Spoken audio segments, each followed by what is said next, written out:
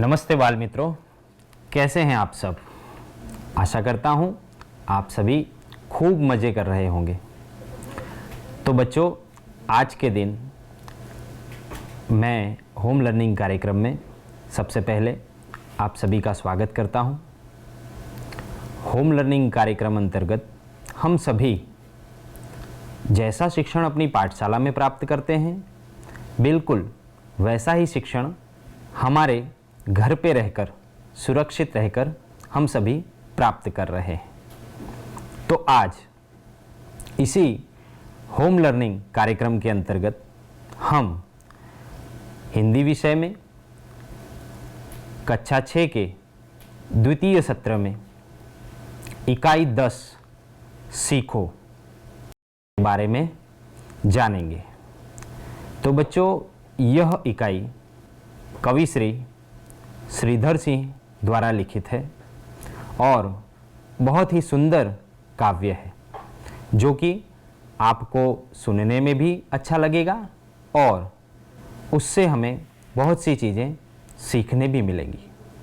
हमारे जीवन में यह काव्य से मिलने वाली सीख बहुत ही उपयोगी है बच्चों।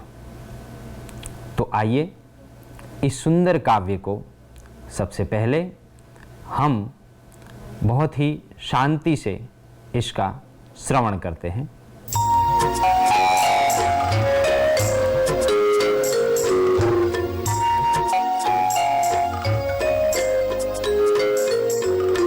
फूलों से नित हंसना सीखो, भौरों से नित गाना।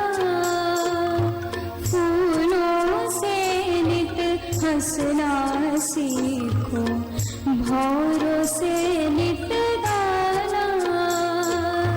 तरु की झुकी डालियों से नित सीखो शीश झुकाना।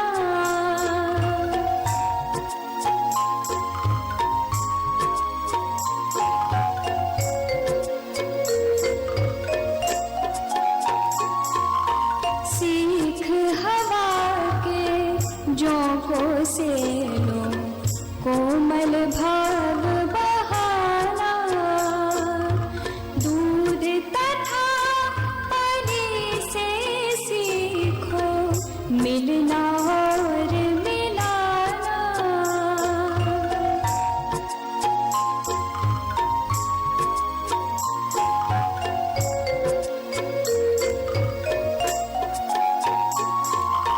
सूरज की किरणों से सीखो, जगना और जगाना। लता और पेड़ों से सीखो, सबको गले लगाना।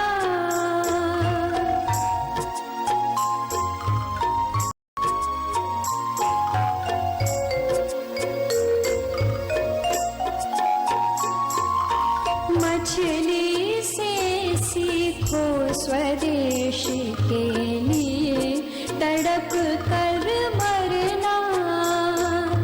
पतझड़ के पेड़ों से सीखो, दुख में धीरज धरना।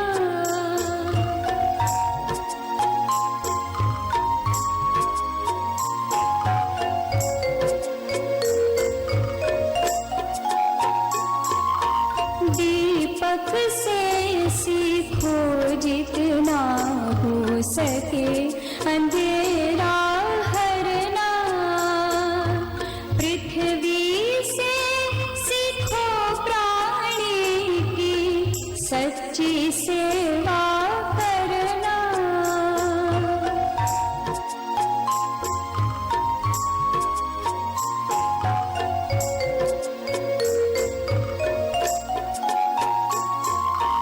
जलधारा से सीखो आगे, जीवन पथ में बढ़ना। और धुएं से सीखो हरदम ऊंचे ही पर चढ़ना। फूलों से नित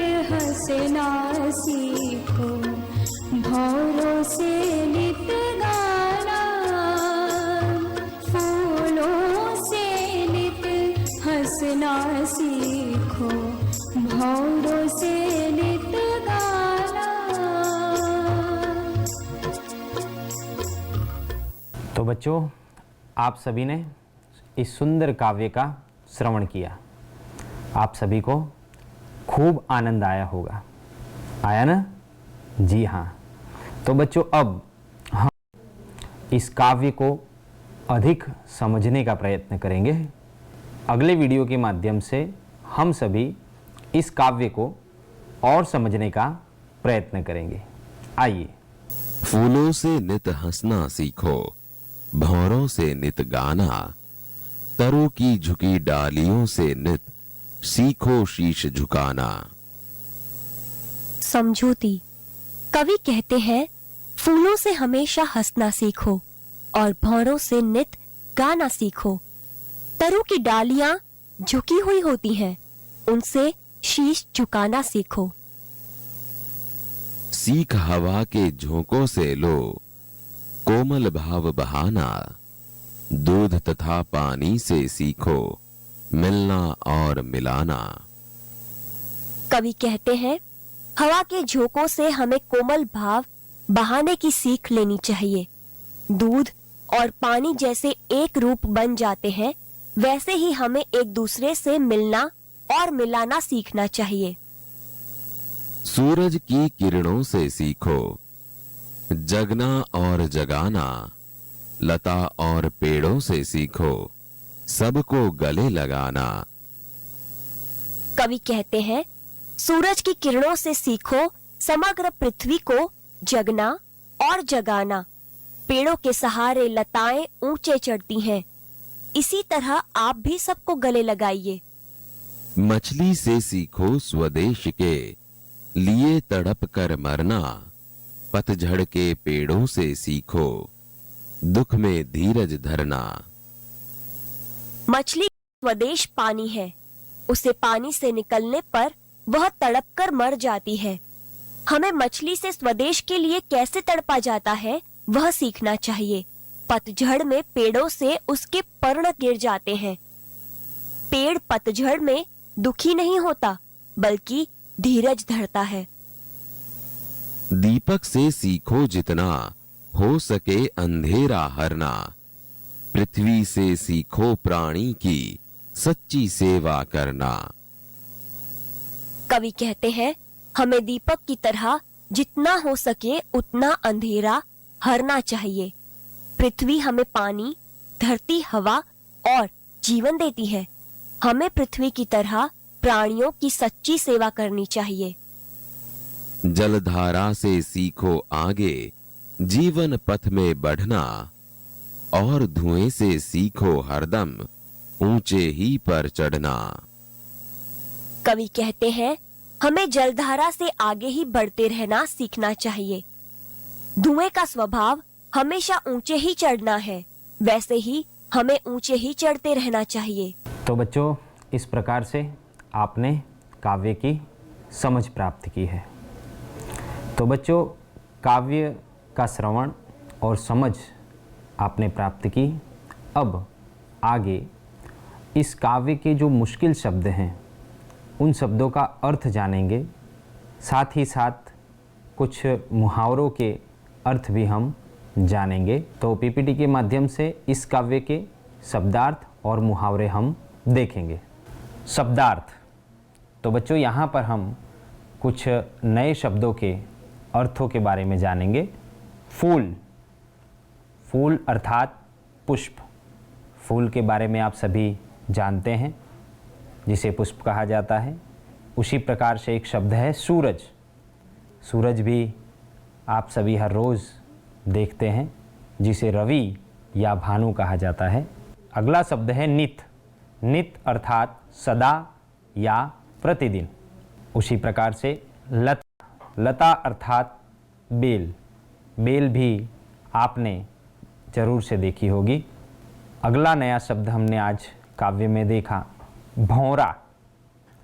भौरा अर्थात मधुकर या भंवरा, जो कि अक्सर हम बाग बगीचों में देखते हैं। उसी प्रकार से पतझड़, पत्ते झड़ने की एक ऋतु जिसे पानखर भी कहा जाता है। उसी प्रकार से तरु, तरु अर्थात पेड़, वृक्ष, पेड़ भी आप दिन प्रतिदिन अपने आसपास देखते होंगे। उसी प्रकार से एक और शब्द हमने आज सीखा, धीरज। धीरज अर्थात धैर्य या धीरता। किसी भी कार्य को करने में हमें धैर्य रखना चाहिए, धीरता रखनी चाहिए, जिससे कि वो कार्य पूरी तरह सफल हो सके। उसी प्रकार से एक और शब्द के बारे में आज हमने जाना, हवा। हवा अर्थात वायु, पवन। जी हाँ, हवा के बारे में भी आप सभी अच्छी तरह से जानते हैं। एक और शब्द पृथ्वी। पृथ्वी अर्थात धरा या अवनी। हम जिस पर रहते हैं, अपना जीवन व्यतीत करते हैं, उसे धरा कहा जाता है या पृथ्वी कहा जाता है। उसी प्रकार से इस काव्य में एक और शब्द हमने देखा, कोमल। कोमल अर्थात नाजुक या मुलायम। छोटे बच्चे अक्सर बहुत ही कोमल होते हैं और हमें बहुत अच्छा लगता है उनके साथ खेलने में, क्योंकि वो बहुत ही कोमल होते हैं। उसी प्रकार से एक और शब्द हमने देखा, जलधारा। जी हाँ, जलधारा, पानी की धारा या प्रवाह। पानी का प्रवाह जो कि एक दिशा में प्रवाहित होता है, उसे हम जलधारा कहते हैं। पानी, पानी तो आप सभी जानते ही हैं। प्रतिदिन पानी का हम सेवन करते हैं, पानी पीते हैं, अपने दैनिक कार्य में उसका उपयोग करते हैं। तो पानी का समानार्थी शब्द कहें या पानी का अर्थ कहें, जल और नीर है। तो बच्चों, इस प्रकार से आप सभी ने कुछ मुश्किल शब्द और उनके अर्थ के बारे में जानकारी प्राप्त की। इस काव्य में और अनेकों शब्द शायद ऐसे हो सकते हैं जिनके बारे में आपको ज़्यादा जानकारी न हो, या आपने सबसे पहली बार उसे देखा हो या पढ़ा हो।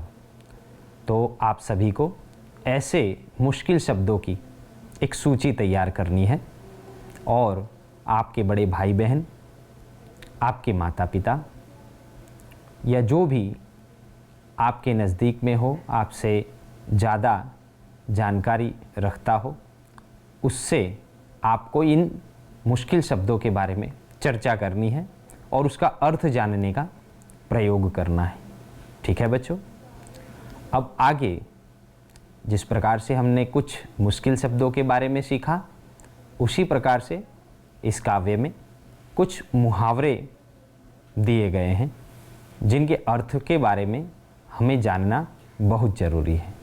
तो आइए पीपीटी के माध्यम से हम उन मुहावरों को देखते हैं। सबसे पहला मुहावरा हम देखेंगे, शीश झुकाना अर्थात विनम्र होना। हम किसी के प्रति विनम्र होते हैं, किसी के प्रति बहुत ही अनुग्रहित होते हैं या उन्हें सम्मान करते हैं, तो उनके सामने हम शीश झुकाते हैं। तो शीश झुकाना अर्थात आदर देना भी होता है।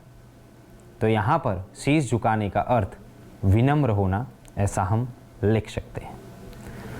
अगला मुहावरा, कोमल भाव बहाना अर्थात सुंदर विचार प्रकट करना।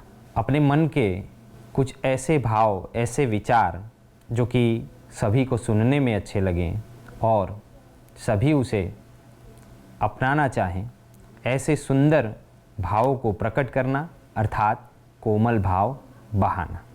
अगला मुहावरा है, ऊंचे चढ़ना अर्थात उन्नति करना। अक्सर आप अपने घर पर, अपनी पाठशाला में सुनते होंगे कि हमें जीवन में उन्नति करनी चाहिए, अर्थात हमें जीवन में आगे बढ़ना चाहिए, ऊंचे चढ़ना चाहिए और अच्छी तरह से अपने लक्ष्य को हम प्राप्त कर सकें, इस दिशा में हमें आगे बढ़ना चाहिए। तो यहाँ पर जो काव्य में शब्द है ऊंचे चढ़ना अर्थात उन्नति करना। तो बच्चों इस प्रकार से आपने कुछ काव्य में निहित मुहावरों के बारे में जाना। इसी प्रकार से और मुहावरे आपको इकाई में या आपकी पढ़ी हुई इकाई या आने वाली इकाई आप आगे पढ़ेंगे, उनमें भी आपको अनेकों प्रकार के मुहावरे देखने मिलेंगे। आप सभी को उन मुहावरों को अपनी कॉपी में लिखना है। तो अब बच्चों हम आगे बढ़ते हुए अभ्यास प्रश्नों पर आगे जाएंगे। इस इकाई के अभ्यास प्रश्न पर मैं आपको अभ्यास के प्रथम प्रश्न पर प्रकाश डालने की कोशिश करता हूँ। प्रश्न 1, पढ़िए और बोलिए। बच्चों आपकी पुस्तक में कुछ शब्द दिए गए हैं जो कि यहाँ पीपीटी के माध्यम से आप सभी देख पाएंगे। तो आप सभी को पढ़ना है और बोलना है। पहला शब्द देखिए, हंसना। मेरे साथ बोलिए, हंसना। जी हाँ। भौंरा। जी हाँ। स्वदेश। आप ये शब्द अपनी पुस्तक में भी देख रहे होंगे, साथ साथ में आप सभी को भी इसे बोलना है। तड़प कर। अंधेरा। पृथ्वी। धुआं। ऊंचा। तो बच्चों इस प्रकार से आपने कुछ मुश्किल शब्द के बारे में पढ़ा और बोला। आप सभी को इन शब्दों को बार बार पढ़ना है और बोलना है। अगला अभ्यास प्रश्न 2, कविता का सामूहिक गान कीजिए। तो बच्चों कुछ ही देर पहले हम सभी ने इस कविता को बहुत ही अच्छी तरह सुना और उसके बारे में समझ प्राप्त की। आप सभी को इस कविता का गान अपने घर पे रहकर अच्छी तरह से करना है। अगला प्रश्न हम देखेंगे। प्रश्न 3, प्रश्नों के उत्तर दीजिए। बच्चों यहाँ पर इकाई के अनुसंधान में कुछ प्रश्न दिए गए हैं जिसका उत्तर हमें अपनी कॉपी में लिखना है। लेकिन फ़िलहाल आप सभी को इन प्रश्नों के बारे में समझ प्राप्त करनी है। ठीक है बच्चों? तो आइए ये प्रश्न देखते हैं। कविता में प्रकृति के किन किन तत्वों की बात की गई है? तो बच्चों इस कविता में आप सभी ने देखा कि प्रकृति के विभिन्न तत्व जो कि हमेशा हमारी मदद के लिए हमारे साथ में खड़े हैं। अनेक तत्व की बात इस काव्य के माध्यम से कविश्री ने हमसे कही है। ये तत्व हमें कहीं ना कहीं अपने जीवन में कुछ न कुछ सिखाते हैं, कहीं ना कहीं ये हमें उपयोगी होते हैं। तो वो कौन कौन से तत्व हैं जिनकी चर्चा कविश्री ने इस काव्य में की है? आप सभी ने थोड़ी देर पहले सुना काव्य के माध्यम से। विचारिए। जी हाँ, आपने शायद कुछ सही उत्तर सोचा होगा। चलिए मैं उसका उत्तर देने की कोशिश करता हूँ। आशा करता हूँ आपने भी ऐसा ही कुछ अपने मन में सोचा होगा। देखिए, कविता में फूल, भंवरे, सूरज, पेड़, हवा आदि प्रकृति के तत्वों की बात की गई है ना बच्चों? ये सभी प्रकृति के तत्वों की बात अपने इस काव्य में की गई है ना? आप सभी ने भी इसका उत्तर इसी प्रकार से अपने मन में सोचा होगा। चलिए अगले प्रश्न की तरफ हम आगे बढ़ते हैं। स्वयं देखे हुए प्रकृति के अन्य चीज़ों के नाम दीजिए। अब देखिए, इसका उत्तर आपको व्यक्तिगत रूप से देना है, अर्थात आपने खुद ने या आपने स्वयं ने प्रकृति के अन्य कौन कौन से तत्व अपनी आँखों से देखे हुए हैं, उन तत्वों के नाम आपको यहाँ पर लिखने हैं। सोचिए, इन तत्वों के अलावा और कौन कौन से प्रकृति के ऐसे तत्व हैं कि जो आपने देखे हैं या आपके आसपास हैं। विचारिए कौन कौन से तत्व हैं। तो बच्चों, यहाँ पर इस प्रश्न का उत्तर आपको स्वयं देना है। प्रकृति के कुछ तत्वों की जानकारी तो हमें इस काव्य में प्राप्त हुई है कि जो कि हमें कहीं ना कहीं मददरूप होते हैं या फिर कुछ न कुछ सिखाते हैं। उसी प्रकार से आपको सोचना है कि ऐसे और कौन कौन से तत्व हैं कि जो हमें कहीं ना कहीं मददरूप होते हैं या फिर कहीं हमारे आसपास हमें दिखाई देते हैं। सोचिए, और कौन कौन से ऐसे प्रकृति के तत्व हैं। जी हाँ, आपने कुछ न कुछ ज़रूर अपने मन में सोचा होगा। मैं आपकी मदद करने की कोशिश करता हूँ। देखिए, पर्वत, नदियाँ, तालाब, पौधे, मानव, प्राणी आदि। तो बच्चों, प्रकृति के कुछ अन्य तत्व ऐसे भी हैं कि जो हमें कुछ न कुछ सिखाते हैं। तो आपने इन तत्वों के बारे में ज़रूर जाना होगा, देखा भी होगा। पर्वत, नदियाँ, तालाब, पौधे, मानव, प्राणी आदि। तो बच्चों, इस प्रकार से प्रकृति के तत्वों के बारे में हमने जानकारी प्राप्त की। अब पीपीटी के माध्यम से हम अभ्यास के अगले प्रश्न की तरफ आगे बढ़ेंगे। इस काव्य में जो भी प्रकृति के तत्व हैं, उनसे हमें क्या सीख प्राप्त होती है, उसके बारे में हमें सीखना है। तो आइए पीपीटी के माध्यम से हम इस प्रश्न को समझेंगे। किससे क्या सीखें, बताइए। दीपक, दीपक हमें क्या सिखाता है? दीपक हमें अंधेरा दूर करना सिखाता है। आप सभी जानते हैं कि जब भी हम दीपक जलाते हैं तो अंधेरा दूर होता है और चारों तरफ उजाला होता है। अभी कुछ ही दिनों पहले हम सभी ने अपने घर के दरवाजे पर दीपक जलाए और दीपावली का सुंदर त्यौहार मनाया। तो दीपक अंधेरा दूर करता है। भौंरा, भौंरा हमें क्या सिखाता है? नित गाना, अर्थात प्रतिदिन अपनी मस्ती में रहना। गाना अर्थात प्रतिदिन अपनी मस्ती में रहना, हमेशा खुश रहना सिखाता है। फूलों से हमें क्या सीख मिलती है? फूल हमें हंसना सिखाते हैं।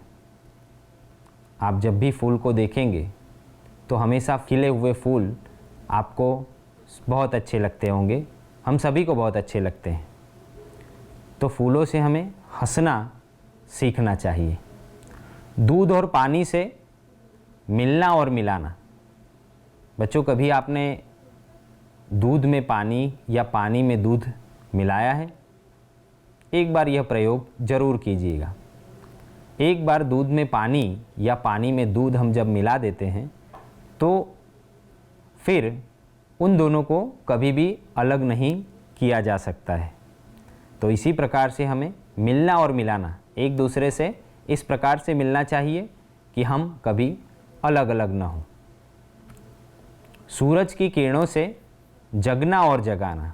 नित प्रतिदिन समय सर जगना और जगाना हमें सूरज की किरणों से सीखना चाहिए कि हमें नित प्रतिदिन समय सर जगना चाहिए और दूसरों को जगाना चाहिए। लता और पेड़ों से सबको गले लगाना, अर्थात लता और पेड़ों से हमें क्या सीख मिलती है? सबको गले लगाना चाहिए। पेड़ में डालियाँ होती हैं, फल फूल बहुत सी चीज़ें होती हैं, वो सब पेड़ अपने साथ में लेकर चलता है। धुएं से हर एक कदम ऊंचे उड़ना। धुआं अक्सर ऊपर की तरफ ही जाता है, तो धुएं से हमें हर एक कदम हमारा जो है ऊंचे उड़ना अर्थात जीवन में उन्नति की तरफ आगे बढ़ना यह सिखाता है। मछली से स्वदेश के लिए तड़प कर मरना, अपने देश के लिए कैसी भी परिस्थिति हो अपने देश के लिए तड़प कर मरना अर्थात अपने देश हित में हमेशा कार्य करना, ये हमें एक मछली से सीख मिलती है। जलधारा से हमें क्या सीख मिलती है? तो जलधारा से जीवन पथ पर आगे बढ़ना। जल की जो धारा होती है, जो प्रवाह होता है, वो अक्सर आगे ही बढ़ता जाता है। तो हमारे जीवन पथ में हमें अक्सर आगे बढ़ते रहना चाहिए, कभी भी हमें रुकना नहीं चाहिए।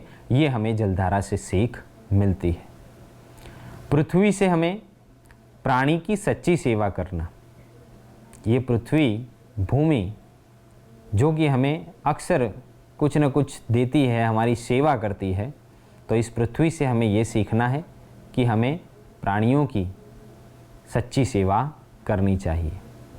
पतझड़ के पेड़ों से हमें क्या सीख मिलती है बच्चों? जी हाँ, दुख में धीरज रखना। पतझड़ की ऋतु में जो सभी पत्ते होते हैं वो झड़ जाया करते हैं, तो उस समय भी हमें पेड़ जो हैं वैसे ही होते हैं जैसे कि वे बाकी समय में होते हैं। कुछ समय के बाद नए पत्ते फिर से उन पेड़ों पे लग जाया करते हैं। तो पतझड़ के पेड़ों से हमें अक्सर दुख में भी धीरज किस प्रकार रखा जा सकता है, ये सीख प्राप्त होती है। तो बच्चों, इस प्रकार से इस काव्य में जो भी प्रकृति के तत्व हैं उनसे हमें जो जो सीखने मिलता है उस पर हमने चर्चा की। अब आज के इस तास में हमने सुंदर काव्य का श्रवण किया, उसकी समझ प्राप्त की, कुछ मुश्किल शब्दार्थ के बारे में हमने सीखा, मुहावरों के बारे में भी हमने जानकारी प्राप्त की, साथ ही साथ अभ्यास के प्रश्नों के बारे में भी हमने जानकारी प्राप्त। तो बच्चों, आज के दिन हमने जो भी अध्यापन कार्य किया है उसका पुनरावर्तन कार्य आप सभी को अपने घर पर रहकर करना है। कुछ मुश्किल शब्द, मुश्किल प्रश्नों की सूची भी तैयार करनी है। आपके बड़े भाई या बड़े बहन या आपके माता पिता की आपको मदद लेनी है और घर पे रहकर अच्छी तरह से अपना शिक्षण कार्य करना है। तो आज के लिए हमने इस इकाई में जो भी जानकारी प्राप्त की है उसका पुनरावर्तन कार्य आप सभी करिएगा।